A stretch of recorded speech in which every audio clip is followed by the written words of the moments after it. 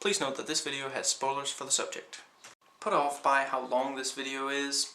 Don't worry, I tend to jam-pack my videos with as much content, as many details as I possibly can, and I try to talk pretty fast, so while the video is a bit on the long side, I don't repeat myself, and I get into a lot of details about the subject that, pretty much anything that I feel I can comment on and that I think you might find interesting. Alan Wake, thoughts? Video game thoughts. I suppose I should start with the main game and then I'll get to the DLC a little later.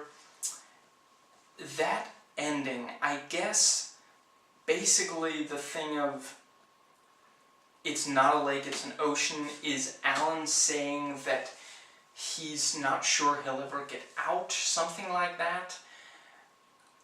Part of me really wishes we had seen what was on that last page. I don't know, but yeah, I had kind of guessed that it would end with him sacrificing himself, sort of, to get Alice back, that there would be something like that. I was kind of guessing that either he would be dead or she would be. It's not bad with the clicker thing, with him shoving it into her heart and then putting on, turning on a light switch. Of all the times we've seen the hero reach in, stab the bad guy with something like that, the clicker is different. That's a good new take on that. I like that. And the bit with the heart, if you hadn't found that manuscript page, I guess you wouldn't even know, but there is a manuscript page that details that Zane cut the heart out of the body of Barbara, and, she was still alive because it wasn't really Barbara. And yeah, I suppose that pretty well covers the end.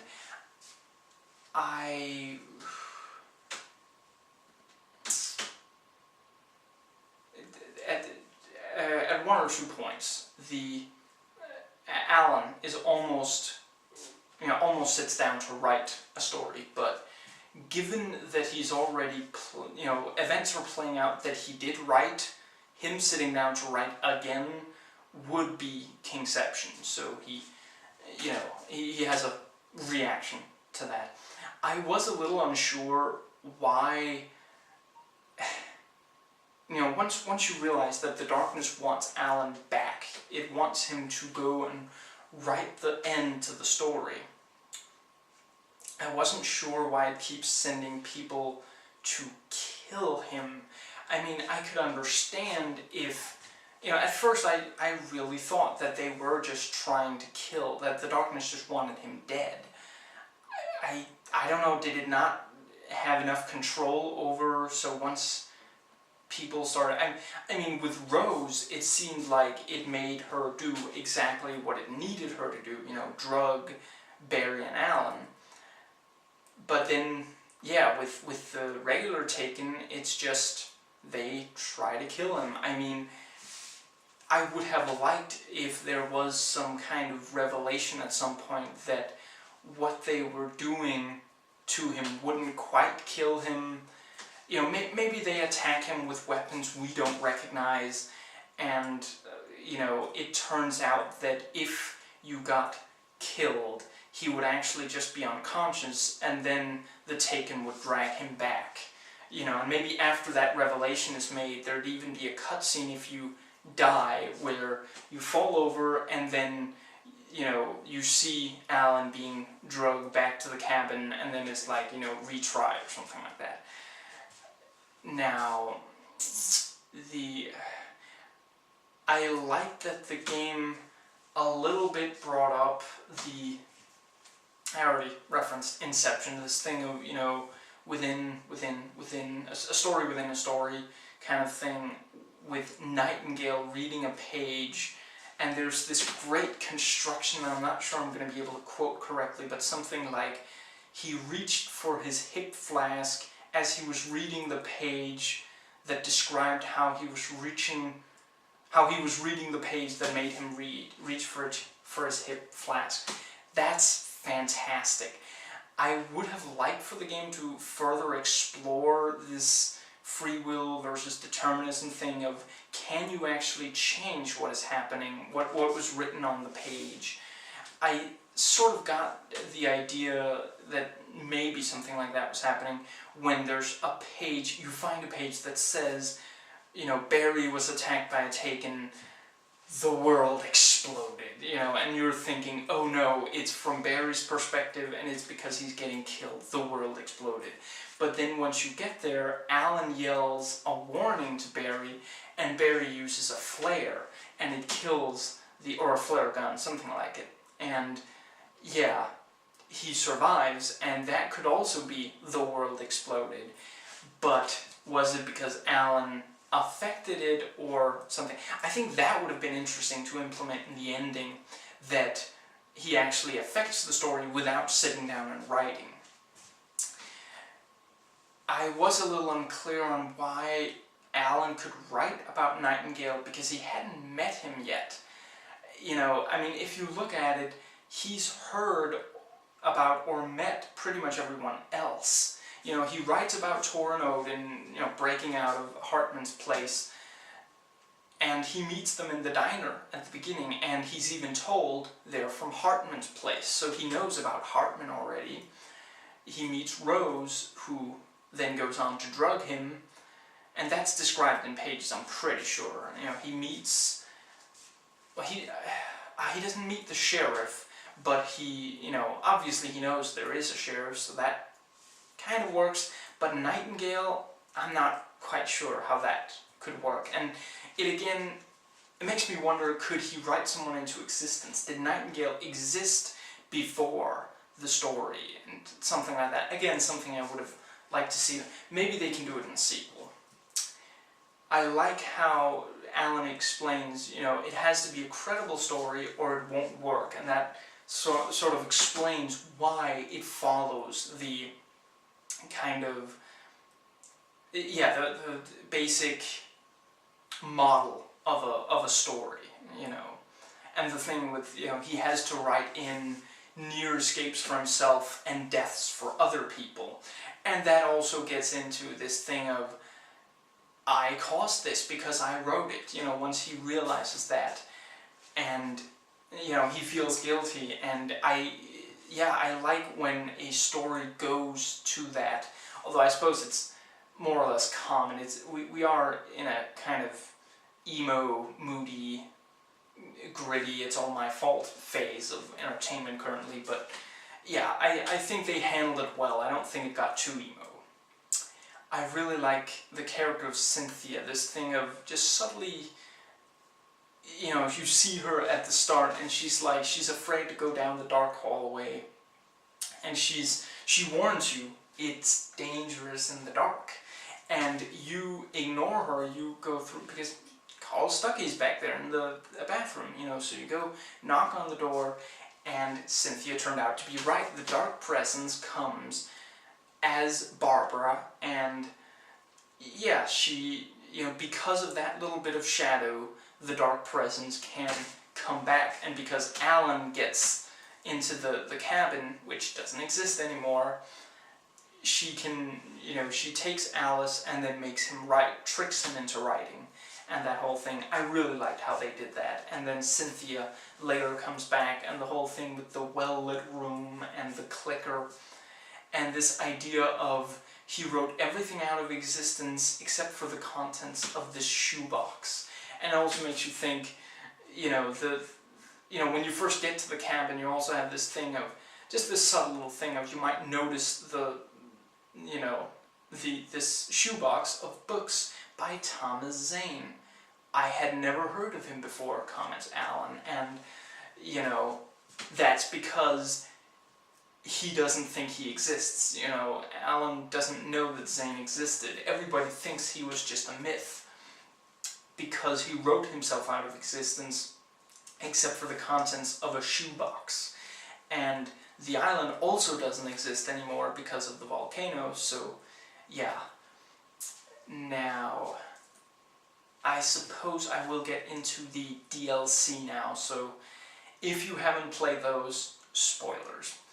I kind of like that the DLC goes into this, the dream world and, places, stuff like near the end where you have this, the lighthouse turning around showing this, shining light, and then you can clear away rocks and just run around and lure the enemies towards you, and once the light hits them, they die. And that place with a lot of lampposts or something like that, and again you have to go under them and lure the enemies there.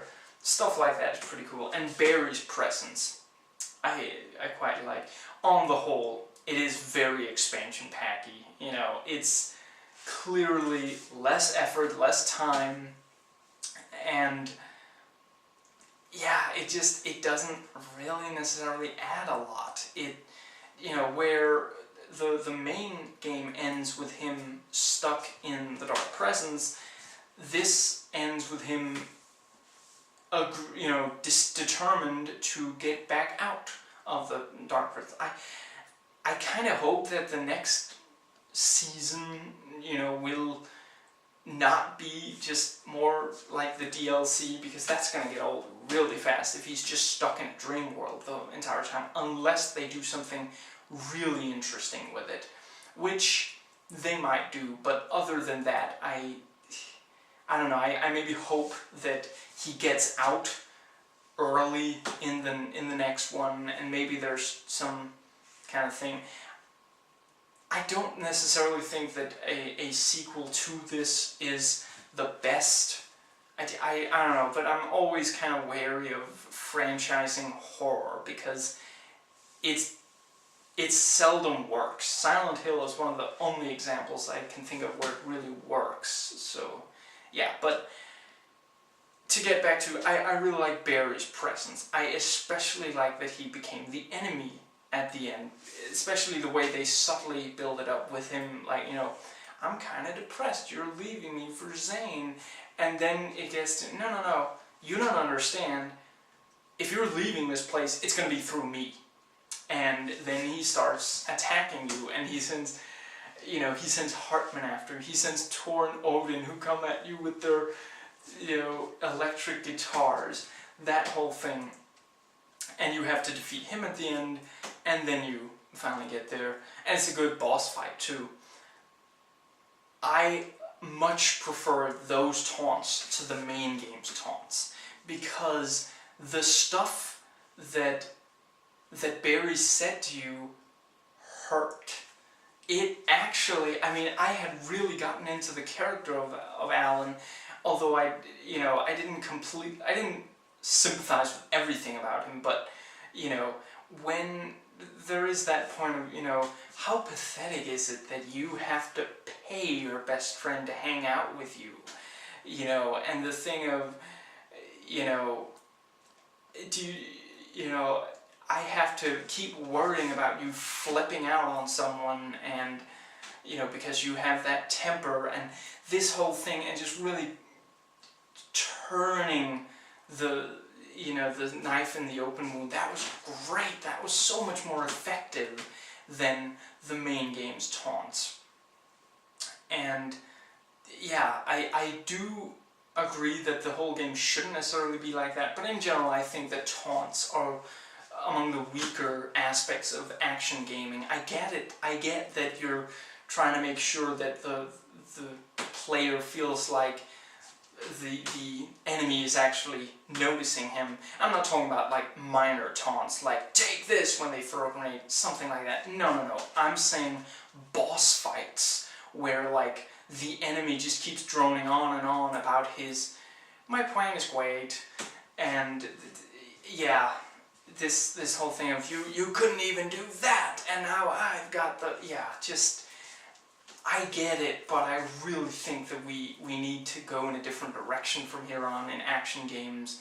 It gets painful, but yeah, in this, when you know, what little there was of it when Barry just insults you and goes straight for the jugular with all these personal insults, that was great. That was very effective. And I've really grown to enjoy the character of Barry, and in the first DLC he's even there as your friend. He guides you and hints and such, and then at the end you have to fight him. Yeah, I think more of that in games, more of, you know, setting up a character as the best friend, and then at the end you actually have to fight them. Now, I really wish that the dream from the introduction had paid off more. I mean, I get it. The hitchhiker was actually Alex. You know, don't you recognize me? You think you can just kill someone and it'll be fine. It's him feeling guilty, him having second thoughts about writing Alex Casey's death in the Sudden Stop. I think that was the book. And, you know, and you only realize that later. That's not bad, but the lighthouse only kind of pays off in the DLC, with it being part of his mind. And then I just feel like if you're gonna go there, you should go all out. It should be like much more of a dream. Max Payne, the first Max Payne especially, maybe somewhat this. Actually, you know what? Both Max Payne games do this much better. Go in and say, this area that's, you know, that is part of your mind. You know, you keep reliving going back to the house that fateful day and finding out that you know, his little girl was dead. I'm not going to give spoilers for Max Payne here, don't worry. It's the first thing that happens in Max Payne 1. The girl and wife is dead. And you keep having to re-experience that, and you go places that you've already seen, but something is wrong. They sort of do that here, but the big difference is that Max Payne, that was his world. All of Max Payne 1 and 2 take place in New York. In this, Alan is a fish out of water. So doing that same thing doesn't completely work. I found that it worked better when you were visiting their house in, you know, the nightmarish stuff, you know, that worked. But when you're just going around Bright Falls, it's less effective. And yeah, I found that the more abstract areas, like later when it's just a big void and you have to jump from rock to rock and such, that was more effective than you revisiting Bright Falls, but it's all wrong. I did kind of enjoy how they keep garbling like the names of places, you know, and it's not the Oh Dear Diner, it's the Bright Falls Diner. And then you go in and Rose says, oh, welcome to the Diner. You know, it felt like the DLC had been made by someone before they knew what they were going to call the different places, and or they didn't have the rights to the names of those places. It also, you know, omens were like, you know, oh, could you start the jukebox? Play number 4. That's the track called blah blah. You know, that's my favorite track. Yeah, that was kind of fun. Please rate and comment, and hey, if you like this video, that subscribe button's just waiting for you to click it.